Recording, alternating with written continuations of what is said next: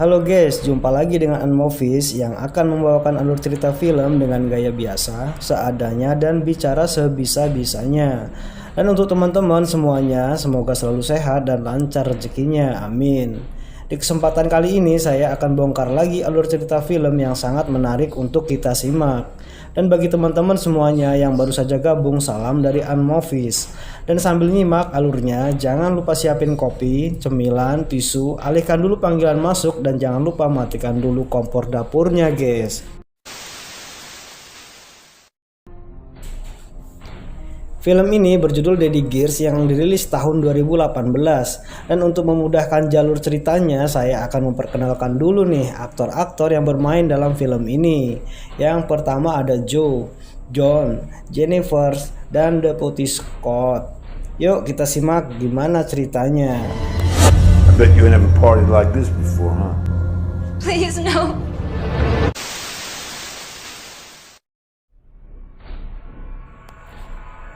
Dan sebelum saya ke alur filmnya, saya akan ulas sedikit sinopsisnya guys, karena saya udah nonton filmnya duluan. Kisah ini kita mulai dengan seorang gadis yang bernama Zoe, yang seorang anak yatim.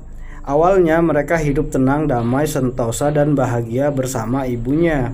Hingga semuanya berubah menjadi hari-hari yang mengerikan bagi Joe, saat ibunya memperkenalkan seorang laki-laki yang bernama John yang akan menjadi ayah tirinya guys. Hingga suatu hari ibu Joe yang paling dia sayangi meninggal dunia karena bunuh diri.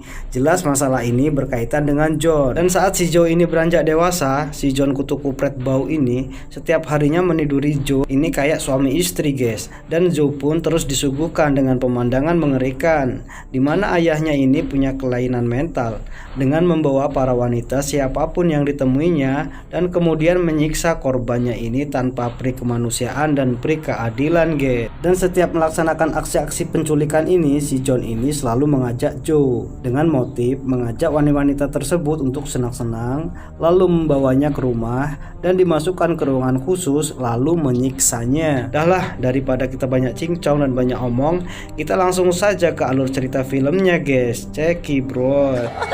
There's no God here. You're in the second circle of hell.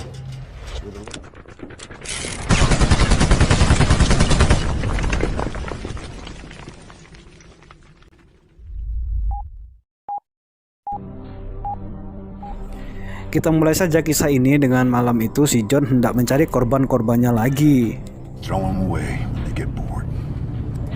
Dan seperti yang sudah-sudah, untuk menculik seorang wanita, si John dan Joe ini pergi ke klub malam ataupun bar. Dan di saat itulah siapapun wanita yang kira-kira bisa diajak senang-senang dengan mengobrol, lalu membawanya pergi. You look like you could use some company. Actually, I'm just waiting on somebody. Alright, we've been there for a while. Dan di dalam bar itu, Joe pun disuruh ayahnya untuk berpura-pura menjadi teman ngobrol, dengan maksud mau diajak senang-senang. My name is Stacy. I'm Zoe. That's my friend John. Wanita malang ini pun mau untuk diajak pergi, karena dia pikir perginya itu untuk senang-senang dan happy. I'll take the smog over this back big country any day. Lalu wanita ini pun diajak ke rumah John dan masuk ke rumahnya, dan langsung menuju kamar khusus. You right again? No. Keep your eyes closed now. Sebelum menyiksa wanita tersebut, si John ini selalu memfoto wanita tersebut dan memajang foto tersebut sebagai koleksi si John, yang dipajang dengan foto-foto wanita lain yang sudah menjadi korbannya.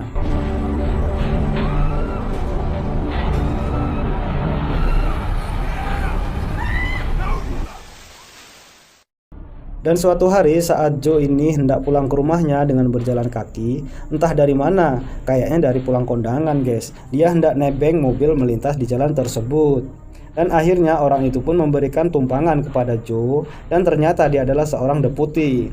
Yang ternyata deputi yang bernama Scott ini sedang menyelidiki kasus puluhan wanita yang hilang secara misterius 5 tahun belakangan ini, tanpa sebab yang jelas dan tanpa jejak. Dan Deputi Scott ini pun menurunkan Joe di dekat rumahnya. Yeah, you take care now. Saat tiba di rumahnya, Joe pun langsung menemui wanita yang malang itu dan berbicara kepadanya dan memberikan pilihan kepadanya, mati bunuh diri atau mati disiksa. karena Joe sudah tahu bahwa John akan terus menyiksa semua wanita yang jadi korbannya. You have a choice. A choice that I wish I had. Melihat wanita korbannya ini bunuh diri, John tahu kalau yang melepaskannya itu adalah Joe. John menjadi sangat marah sama Joe dan mengancamnya jangan begitu lagi. For you. Right now, you made a kill. Dan si John pun seperti yang sudah memutilasi korbannya dengan menyuruh Joe melakukannya dengan gergaji mesin.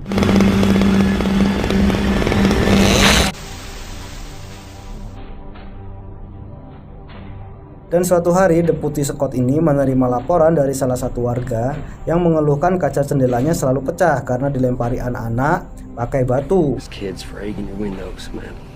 But I will take the matter up with their parents, okay? Dan malah anak-anak nakal ini menggembosi ban mobil Deputi Scott. Hai!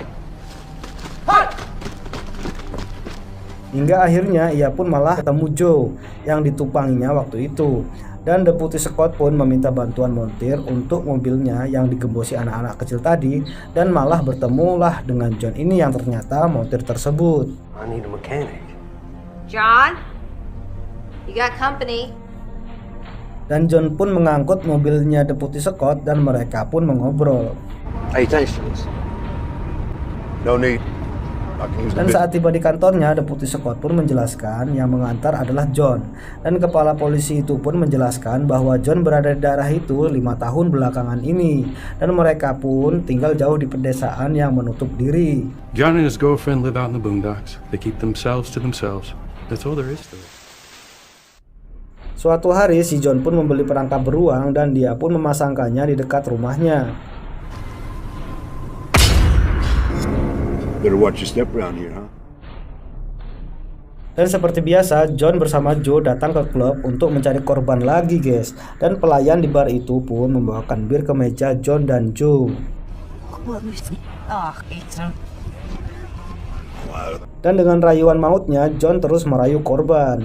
Dan akhirnya wanita itu pun mau diajak senang-senang dan dibawa ke rumah Joe dan disiksa. Wow, this place is gnarly. You gotta promise me to close your eyes. Dan Joe pun selalu melihat kejadian-kejadian seperti itu dan itu pun terjadi setiap harinya. Dan sebenarnya dia pun sudah muak dengan itu semua. Dan suatu waktu Deputi Scott tanpa sengaja menemukan disk di berkas-berkas kantornya dan menemukan biografi singkat tentang John.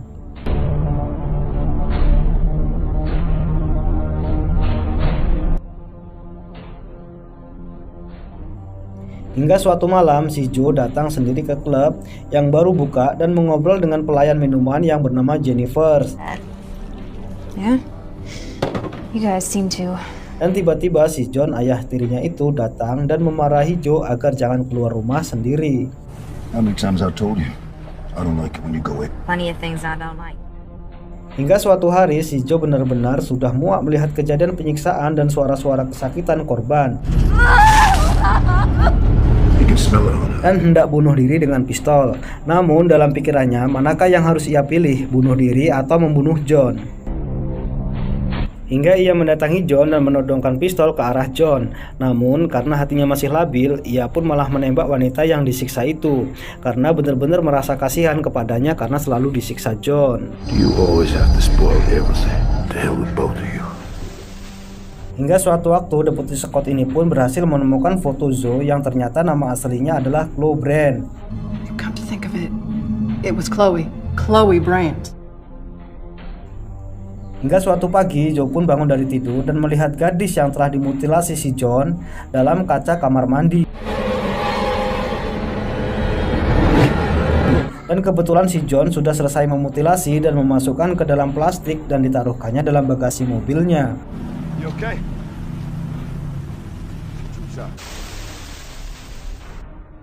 Dan saat John dan Joe dibelanja di supermarket, ternyata mereka dibuntuti Deputi Scott. Dan Deputi Scott pun memanggil Joe dengan nama aslinya, Chloe. Chloe, better go up, clinic. Namun si John memperhatikan dan nampak kurang senang kepada Deputi Scott. Gotta go. Dan seperti biasa, si John tetap melakukan kebiasaannya bermantap-mantap dengan Joe yang anak tirinya sendiri. Taking a bath. Dan di malam berikutnya si John dan Joe mencari korban lagi guys. Dan ternyata di situ sudah ada Jennifer yang biasa menyediakan minuman untuk para tamu. Dan John pun memasukkan obat tidur di minuman Jennifer. Si Joe pun sebenarnya sudah memberitahu Jennifer untuk kabur, namun Jennifer menolaknya.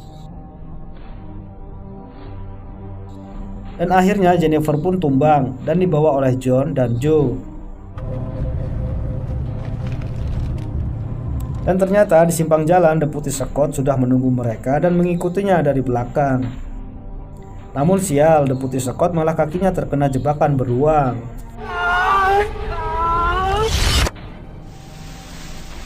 Dan Jennifer pun dibawa ke dalam kamar khusus penyiksaan tersebut. Well, to serve us, I should get paid for what I'm doing. You'd be lucky to get Karena rasa sakit, Deputi Scott pun terus berteriak-teriak dan Joe pun melihat hal itu. Karena dalam waktu lama Joe nggak muncul-muncul, si John ini pun mencari Joe hingga keluar rumah dan melihat Deputi Scott di situ dan langsung memberikan tendangan penalti kepada Deputi Scott. Chicken shit pussy. Tanpa sepengetahuan John, Jennifer berhasil meloloskan diri. Deputi Scott pun dibawa ke ruang khusus penyiksaan tersebut. Melihat Jennifer lolos, John jadi kesal dan memukul Joe karena semua itu terjadi gara-gara Joe sering ngobrol sama Deputi Scott. Have an unwelcome guest. Because of you. Dan John pun memburu Jennifer. Dan saat John berada tepat di sampingnya, Jennifer berhasil menusuk kaki John pakai pisau.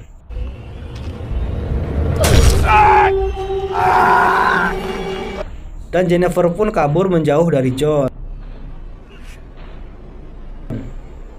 Dan dalam ruangan khusus tersebut, setelah dipukul John dan melihat Deputi Scott yang terluka dan Jennifer yang akan jadi korban, Joe ini menjadi sangat bimbang menyikapi semua.